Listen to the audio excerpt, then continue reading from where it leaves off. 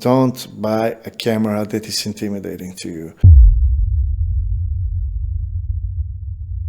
There is no a person that is going to buy a new camera and not being overjoyed. A scene in which one is entering a store, getting that new camera unboxed, going back home, not opening a box, putting a box on a couch or in some corner and saying, I'll open it tomorrow. That never happened and never will. Those type of people don't exist. Those type of people are buying phones to take a still or motion picture. We that are buying cameras, we are entering a store like we've mastered something unachievable. We are opening a box right away to see if everything is in there, like in all unboxing videos we already watched a few hundred times. And then it starts, an intimate moment, a moment of satisfaction and fulfillment in unboxing a new camera. Only this time, this camera is yours, and you are opening it for yourself. And none of us ever opened the box and took out the camera first. Oh, no, no, no. No way, Pedro. First, I'm taking out the battery. Then a battery charger, if there is one. Then booklets, all of them, smelling them. When I'm done with it, just then I can take out a camera. While taking out the camera out of the box, funny thing happens. Your brain is working on incredible speed. It is like a lightning speed slideshow of pictures and films you're gonna take with it. And there it is, in your hands, a greatest device ever made. One of the human's greatest inventions. Camera. A time freezer, memory recollector.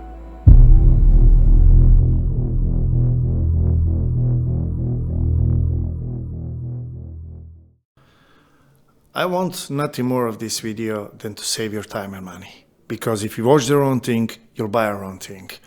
And misunderstandings can happen. Wrong things can happen.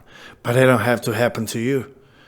You don't have to be the person that said, well, I learned from my mistake. Be a person who avoids learning from their own mistakes.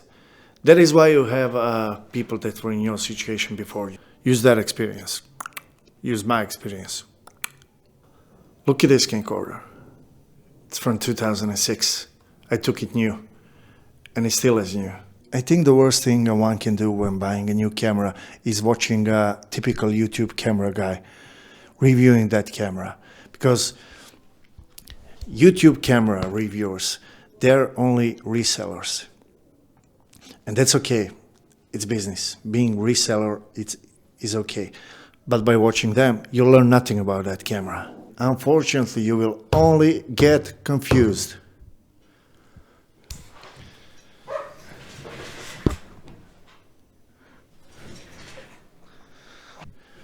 What's this crazy guy doing?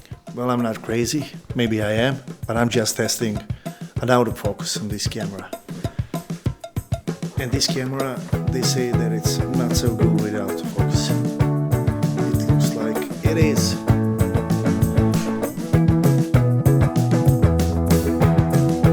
These are some of the common phrases that YouTube camera guys are using all the time. Dual card slots, 42 10-bit, time record limit, and cinematic picture straight out of the camera. There is no such thing as cinematic picture straight out of the camera. If you have a YouTube camera channel with over 50,000 followers, for example, a camera brand sends you a new camera to test it and review it. And that's a good thing in the system. So if it's a good thing, then what's the problem? The problem is that YouTube camera guys are not spending enough time with that camera.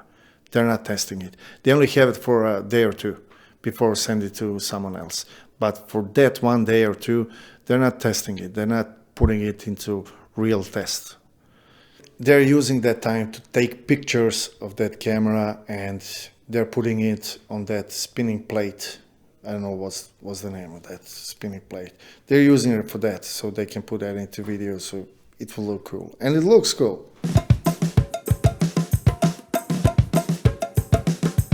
Gerald is not using that spinning thing, for example. He really put that camera on the stress test. His name is not Jerry, his name is Gerald. Gerald Undone. Gerald Undone. Yeah, call him whatever you like. Can I call him Jerry? Absolutely. Jerry. Okay, moving on.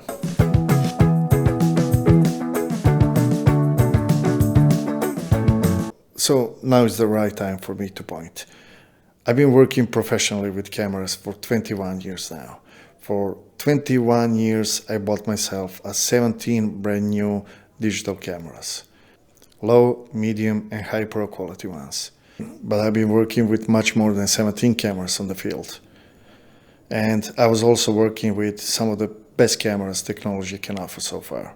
So whenever I'm getting a new camera, two things are most important. And I talk to myself on these two things. First one is never get a camera that is intimidating to you. Only buy a camera that is not intimidating to you, that is not too big for you, that is not too messy for you, that is not bringing chaos in your head. If you are planning, if you're going to turn on the camera and you already have a headache, you already have some worry in your mind, how it's going to work. What should I press? Where is that button? Where is that button? Why is menu so big? I don't need that big of a menu. I don't need so many options. That camera is not for you. Do not buy that camera. Do not buy the camera with all bells and whistles if you don't need one. You already are thinking about, oh, where's that button? Where's that button? Oh, is it log? Is it 42-10-bit? Is it raw 12-bit? Is it whatever it is? Oh, where is a custom white balance? Do we have a white balance? Oh, where is live assist? Where do we have histogram? Or should I use something else? What should I do? Don't buy that camera. Those cameras are for professional production. There are many guys on YouTube that for a certain camera, they're going through a menu and you can see the menu. If the menu is already confusing to you, if you don't have no idea what's that for, you don't need that. You don't need that right now. Take a simple camera that you will be glad to use it, that you will enjoy. Take a simple camera. And the second thing that I talk to myself when getting a new camera is purpose. What's that for that I'm getting this camera? What is that? Do I plan to shoot YouTube videos? Then I take simple camera. Do I plan to shoot home videos? You have kids, you have dog, you want to shoot home videos, take simple camera. Do you want to take pictures? Take simple camera. You're interested in street photography? Take simple camera. You don't need expensive camera for street photography. But if you want to take fast cars in action pictures and sport pictures, then you need an expensive camera. So to finish it up, number 2, purpose of the camera. And number 1, don't get a camera that is intimidating to you. Talk to yourself, be real to yourself. Don't lie to yourself and say, oh, I'll take the most expensive camera and then I'll go there and shoot that because you want. Take the simple camera, take the camera that you will love, that you will enjoy with, and then go to places and shoot whatever you want. And those pictures and video that you will take with the simple camera, with the camera that you love, will be much, much better than the other ones. Why? Because you will use it more. You will always use more camera that you love than the camera that you're afraid of. That's why everybody's saying that the best camera is the one that you have with. There are many cameras that doesn't have log picture and they're taking straight out of the camera great picture, beautiful to watch. Canon is one of those cameras that are doing that. Fuji, stunning picture straight out of the camera. Fuji has that. Nikon and Sony, they're also great. So nowadays all cameras are great. For a fair amount of price, they're all great and all of them are going to give you a great result. So if you want to enter a videography business, you want to record small businesses, which is great. I started my cinematography and videography business by doing small businesses, restaurants, small companies, family companies, medium businesses. Then you need slightly better camera than simple ones. You need a camera. Those type of cameras will have that menu that can be intimidating to you. But if you want to do a videography and earn money from that, you have to learn those stuff. It has to be intimidating. You know, when I bought myself a C300, a Canon C300, that is a cinema camera.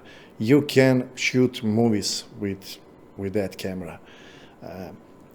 Of course, it is intimidating, but that is my job. So I had to learn every single thing in that menu. You can go great with a camera that is 1,000 or 1,500. You have so many options with Sony. You have so many options with Canon, with Fuji, with Lumix. Penny Boy, Panasonic cameras, fantastic. Now all cameras are great. You can get a great deal on Lumix S5. That is a camera 4 years old. Canon R6. That is a camera 4 years old. Those models are great. These models on YouTube will tell you that those cameras are outdated. They're not outdated. Their brain is outdated because they are resellers. Those cameras are great. If you like Sony cameras, you're on a good way because Sony, they have 15 models for all you need. If you are shooting a plant in your garden, you have 15 cameras for that. If you're shooting home videos, you have 15 cameras for that. If you're entering videography, you have 15 cameras for that. If you're already doing videography for some time, they have 15 cameras for that. If you're doing cinematography, which is high production, you have 50 cameras for that. So Sony got you covered on all fields. Canon also. Lumix entered later in the battle, but they're very good with those cameras. Nikon is also now on the stage. They're great now, yeah. They're doing a great job. I guess that's all from me for today. Write me in the comments what you have got. If you have any questions about any camera, I'll be glad to help you. I'll respond quickly, and see you next time. Good morning, good afternoon, good night, whatever you happen to be